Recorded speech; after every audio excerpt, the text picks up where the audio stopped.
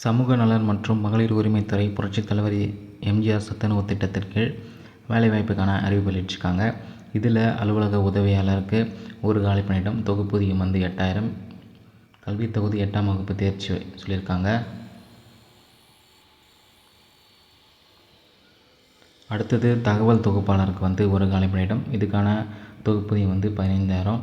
இதுக்கான கல்வித் தொகுதி என்னென்னு பார்த்தீங்கன்னா, குறைஞ்சபட்சம் ஏதாவது ஒரு டிகிரி முடிச்சிருக்கணும். அது இல்லாமல் எம்எஸ் ஆஃபீஸ் நாலேஜ் இருக்கணும். தமிழ் அண்ட் இங்கிலீஷில் டைப்பிங் தேர்ச்சி பெற்றுக்கணும்னு சொல்லியிருக்காங்க. அடுத்தது கணினி உதவியாளருக்கு ஒரு காலி பணியிடம், இதுக்கான தொகுப்பூதியமும் 15000 சொல்லியிருக்காங்க. இதுக்கும் அதே மாதிரி கல்வித் தொகுதி ஏதாவது ஒரு டிகிரி முடிச்சிருக்கணும். MS office knowledge plus English and Tamil typing முடிச்சிருக்கணும் அப்படின்னு சொல்லியிருக்காங்க. அது மட்டும் இல்லாமல் சில நிபந்தனைகள் கொடுத்துருக்காங்க. இப்பணி முற்றிலும் தற்காலிகமானது. பணியில் 11 மாதம்தான் இருக்கும் அப்படின்னு சொல்லியிருக்காங்க. பணியமர்த்தப்படும் பணியாளர் 200 ரூபாய்க்கான முத்திரைத்தாள் ஒப்பந்தம் அளிக்கப்பட வேணும்னு சொல்லியிருக்காங்க. அடுத்தது 11 காலம் முடிஞ்சிருச்சு அப்படின்னா உங்கள் வேலை திருப்திகரமாக இருந்தால் நெக்ஸ்ட்டு டேட் எக்ஸ்டெண்ட் பண்ணுறதுக்கான வாய்ப்பு இருக்குதுன்னு சொல்லியிருக்காங்க.